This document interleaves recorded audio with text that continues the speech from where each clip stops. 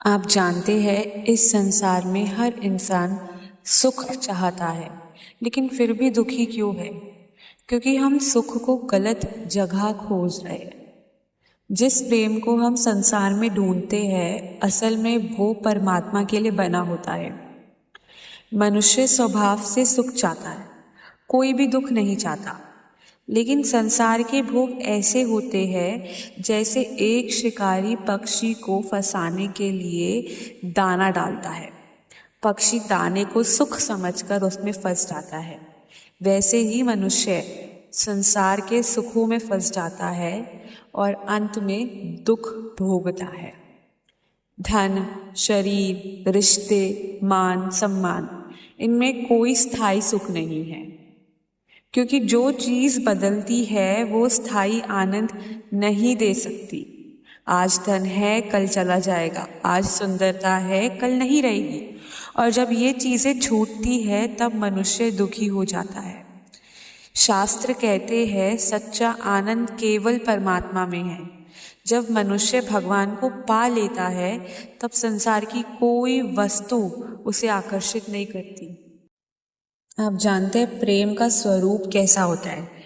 प्रेम ऐसा होता है कि जब आपको भगवान से होता है ना और आप उनका नाम सुनते हैं तो आपको परम आनंद की प्राप्ति होती है। प्रेम विशुद्ध होता है। जहाँ पर मोह कामना से कलंकित होता है, मोह में स्वार्थ होता है और वो छूट सकता है, वैसे ही प्रेम निस्वार्थ और नित्य होता है। बालक का माता में एक मोह होता है जिससे वह माता के पास तो रहना चाहता है, परंतु उसके आज्ञा अनुसार काम करने के लिए तैयार नहीं रहता। प्रेम में ऐसा नहीं होता। वहाँ तो अपने प्रेमस्पद को कैसे सुख पहुँचा सके, कैसे उसका कोई प्रिय कार्य कर सके, इस बात की खोज में प्रेमी रहता है। प्रेमी हर क्षण ये सोचता है कि मैं कैसे जिनसे मैं प्रेम करता हूँ उनके लिए ये करूँ वो करूँ कि वो खुश होए। बस हर प्रयास में लगा रहता है कि किसी ना किसी तरह ईश्वर मुझसे खुश हुए। वो प्रेम का स्वरूप होता है। मनुष्य इस संसार की वस्तुओं, धन और वैभव से प्रेम करता है, परंतु वे वस्तुएं कभी उसे बदले में उतना प्रेम दे ही नहीं सकती। ना ही ये निश्चित है कि जिनसे हम उतना प्रेम करते हैं वो भी हमें उतना ही प्रेम करे। लेकिन भगवान वो परम प्रेम स्वरूप है। हम उनसे जितना प्रेम करते हैं वो हमें उनसे अधिक प्रेम करते हैं। सच्चा प्रेम निस्वार्थ होता है। उसमें लाभ, हानि, अधिक, कम या पाने खोने की कोई मोल नहीं होती। प्रेम तो धीरे धीरे बढ़ता है, गहरा होता है, और जब वह पूर्णतः विशुद्ध हो जाता है तब वही प्रेम मनुष्य को भगवत प्राप्ति के मार्ग पर ले जाता है। यदि प्रेम में स्वार्थ हो, जैसे धन पाने की इच्छा, यश पाने की इच्छा, संसार में प्रसिद्ध प्राप्त होने की लालसा, तो वह विशुद्ध प्रेम नहीं कहलाता। सच्चा प्रेम केवल समर्पण जानता है। एक उदाहरण से समझाऊं तो एक गांव में दो साधक रहते थे। वो प्रतिदिन भिक्षा में थोड़ा थोड़ा अन्न लाते और पेड़ के नीचे बैठकर एक समय का भोजन करते। दिन रात भगवान के भजन में लीन रहते। उनकी भक्ति और आनंदमयी अवस्था की चर्चा पूरे गांव में होने लगी। बात राजा तक पहुंची और राजा ने सोचा ऐसे महान संतों के दर्शन अवश्य करने चाहिए। जब उन साधकों को इस चीज का ज्ञात हुआ कि राजा उनके दर्शन हेतु आ रहे हैं, तब उन्होंने विचार किया यदि हमें मान, सम्मान और वैभव मिलने लगा तो कहीं हमारा मन उसी में ना उलझ जाए और हम भगवत मार्ग से विचलित ना हो जाए। इसलिए जैसे ही राजा वहां पहुंचे, दोनों साधक रोटी के एक टुकड़े को लेकर आपस में झगड़ने लगे।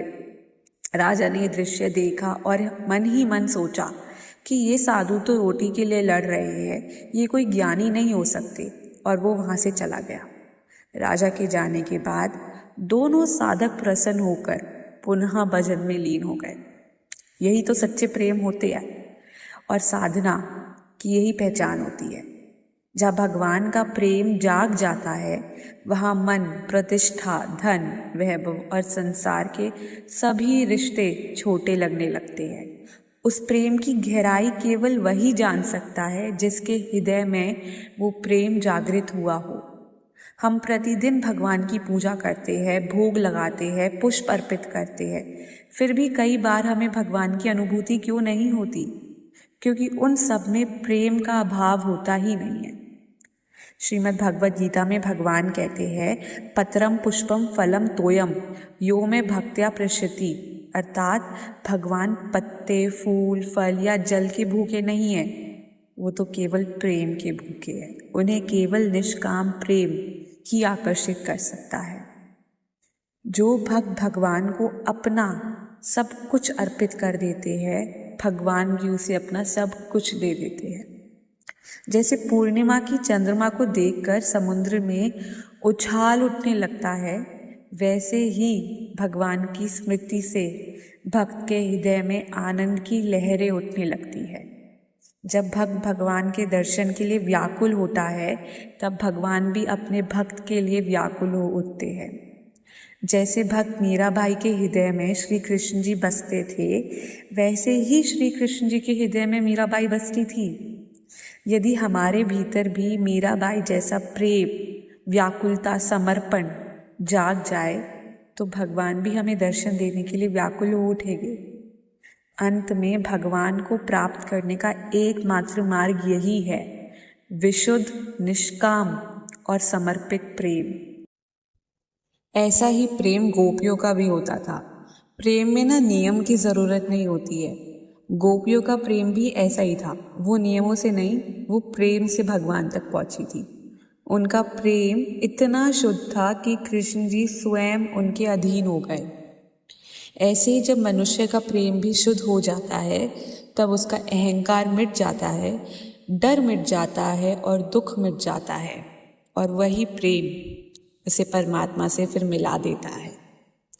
संसार में सुख ढूंढोगे तो दुख ज़रूर मिलेगा, लेकिन परमात्मा से प्रेम करोगे तो अंत में आनंद भी मिलेगा, और उससे अधिक प्रेम भगवान से मिलेगा। हर हर महादेव।